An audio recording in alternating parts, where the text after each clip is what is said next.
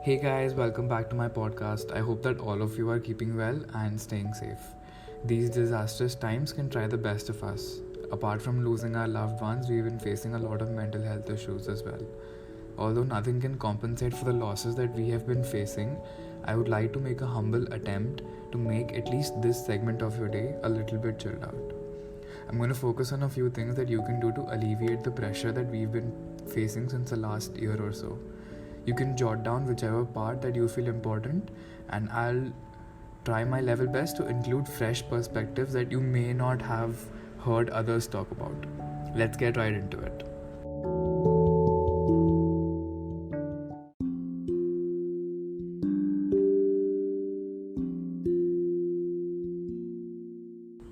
Stay calm. We're not the first generation that has faced a pandemic or an epidemic, and we may not be the last. We have in place better healthcare systems than a century ago. These are being pushed to their limits, but the fact that we've been able to produce and procure those vaccines in record time has got to be inspirational. Know that the systems in place are not going to be perfect, but we have to do our bit to keep it together. Very rarely do you have to act out of scarcity of time, and until that is the case, calm down and sort your head out. A deep breath can give you more breaths. Second point, social media. And I have an unpopular opinion on this one. Social media is actually a great thing.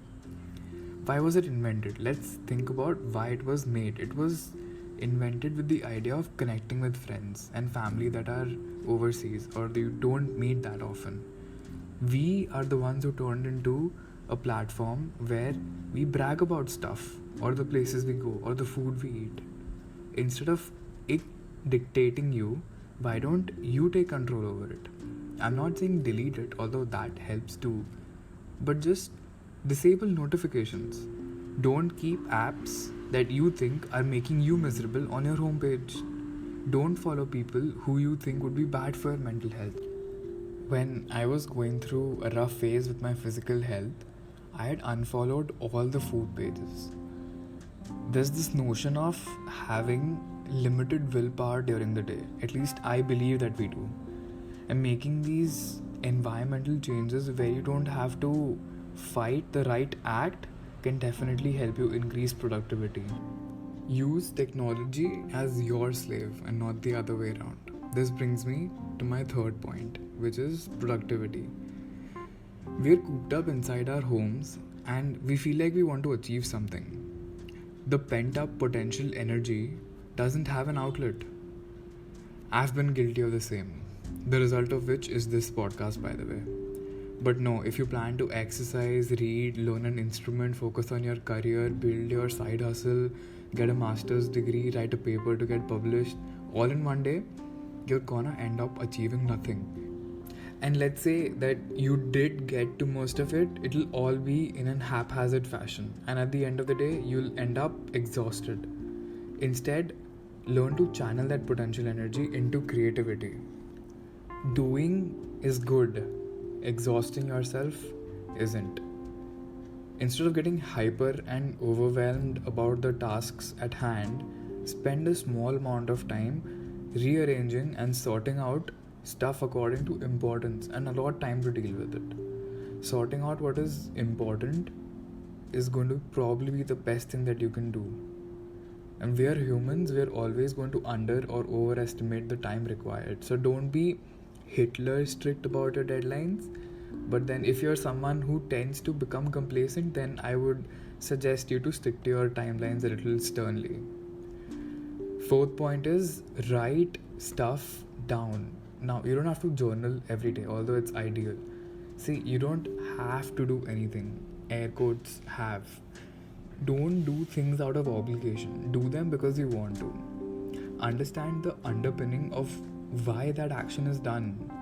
Assessing your goals once a week is also fine. It's just to sort out your priorities. You can rely on the list to guide you in the right place when you feel lost. Writing stuff down alleviates you from the mental energy of remembering things. That frees up space up there for important stuff. And when you feel like you've not been productive, just rely on the list that you had written down as a reminder. Understand that it doesn't have to be your North Star. Although, did you know that North Stars change every 13,000 years? Yeah. So, a schedule is not there to rule over you but to help you. It's an overarching list of all the quandaries in your life that need attention. Plan out a day you want to wake up to. Now I'm going to talk about the last point, which is going to be fun, which is enjoy the little things in your day. Listen to music. Listen to music while showering. Man, that's a good one if you haven't done that already. The bathroom reverb has potential to make a dying horse sound like a singer. Listen to music when you work. I'll include a link in the description of the playlist that I've made on Spotify that I listen to while working. You can use that if you want to. Apart from this, little things like making your room cleaner or smiling more. What's stopping you from smiling? Did you not brush your teeth in the morning? You did, right? So show them, flaunt them, smile. And at the end of the day, we have to realize that we're not meant to be perfect. We're meant to make mistakes, but learn from them. I would say make mistakes while you still can. While you're still young, mess up profusely so that you can learn things that you would have never otherwise learned. Use your limited time here well. Someone may want to watch all the shows that Netflix would have produced, and someone may want to even produce those shows for Netflix. It's very subjective. So as long as you define what is important for you, you're good to go.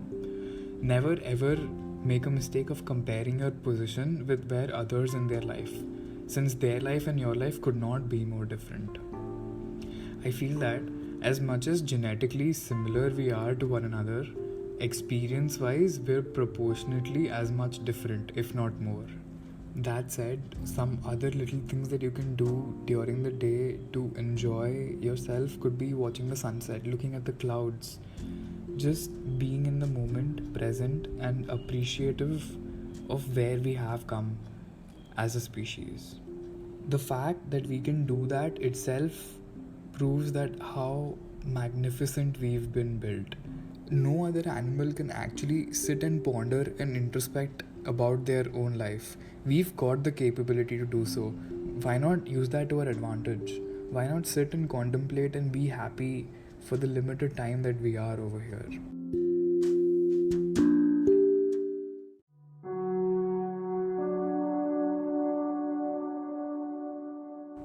And that brings us to the end of the podcast. I hope everyone enjoyed it.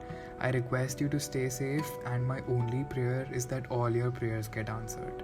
If you enjoyed today's podcast, please feel free to share it with your friends and family and let me know how you liked it in the comments below. If you're watching on YouTube, like, subscribe, follow, and all that good stuff. I'll see you in the next one. Take care.